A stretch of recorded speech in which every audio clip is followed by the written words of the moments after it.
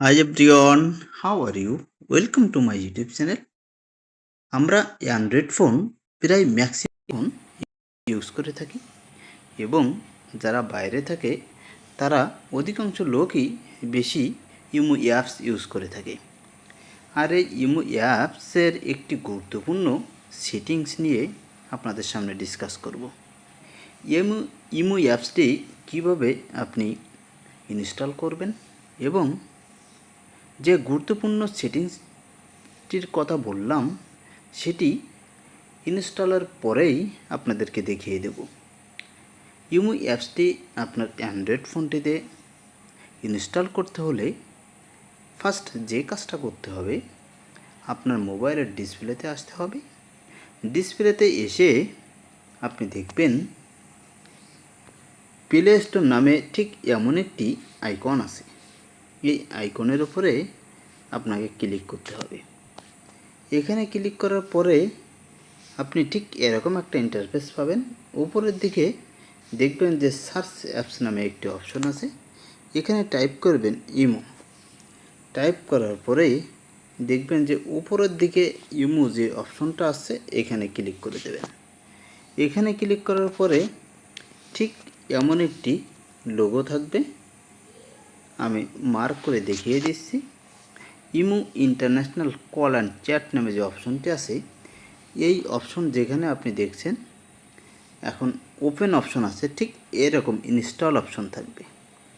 আর এই অপশনটাতে আপনি ক্লিক করে এটি ইনস্টল করে নেবেন। যেহেতু আমার ফোনে অলরেডি ইমো অ্যাপসটি ইনস্টল করা আছে, তাই এখন আমি ইমো অ্যাপসটি ইনস্টল করছি না। যখন ইনস্টল কমপ্লিট হয়ে যাবে তখন মোবাইলের ডিসপ্লেতে আসবেন এবং এই অ্যাপসের শেষের দিকে দেখবেন ইমো আইকন থাকবে।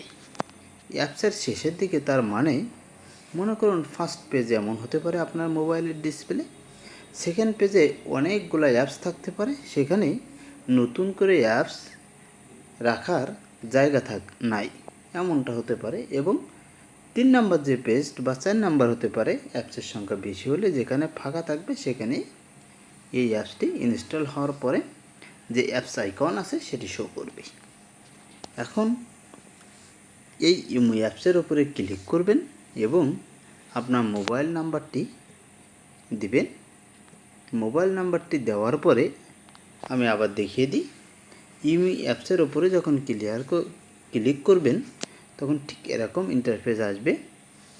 এরকম ইন্টারফেস আসবে না, তখন আপনাকে মোবাইল নাম্বার অ্যাড করার পরে যখন যদি আপনার প্রিভিয়াসলি কোনো নাম্বারে ইমো ওপেন করা থাকে সেই নাম্বারটি দেওয়ার পরে ঠিক এরকম ইন্টারফেস আসবে। এখন যে গুরুত্বপূর্ণ সেটিংসটির কথা বলেছিলাম সেটি হলো, দেখেন আমি ইমোর ফার্স্ট পেজটিতে আসি। এখন এই পেজটিতে যে লাইট আপনি দেখতে পাচ্ছেন এটি কিন্তু ডিসপ্লে লাইট হোয়াইট অবস্থায় আছে। আর এই হোয়াইট অবস্থায় থাকাতে দুই ধরনের সমস্যার সম্মুখীন আমরা হয়ে থাকি। এক নম্বর হলো আই প্রোটেক্ট। এই লাইট আলো চোখে বেশি লাগে এবং চোখের অতি অল্প সময়ে চোখের জ্যোতি কিন্তু কমে যেতে পারে। যদি আপনি অনেক বেশি সময় ধরে মোবাইল দিকে তাকিয়ে থাকেন তাহলে দেখবেন যে আপনার চোখে সমস্যা হচ্ছে। এটি যদি ডার্ক বা ব্ল্যাক হয় তাহলে কিন্তু এই সমস্যাটি হবে না। 2 নাম্বারটি হলো আপনার ব্যাটারি সেভ হবে। আপনি যদি ডিসপ্লে লাইট হোয়াইট বা এখন যেটা আছে লাইট থেকে ডার্কে চলে যান তাহলে ব্যাটারি অনেক সময় বেশি ব্যাকআপ পাবেন। তাহলে কীভাবে আপনি সেই সেটিংসটি করবেন এই ভিডিওতে আমি আপনাদেরকে দেখিয়ে দিচ্ছি।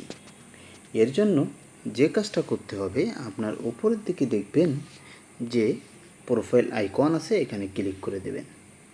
এখানে ক্লিক করার পরে আপনি উপরের দিকে একটি চাঁদের মতো চিহ্ন পাবেন, এখানে ক্লিক করে দেবেন। অলরেডি আমি কিন্তু ডার্ক মোডে চলে এসেছি। এখন আমি বের হয়ে আসলাম।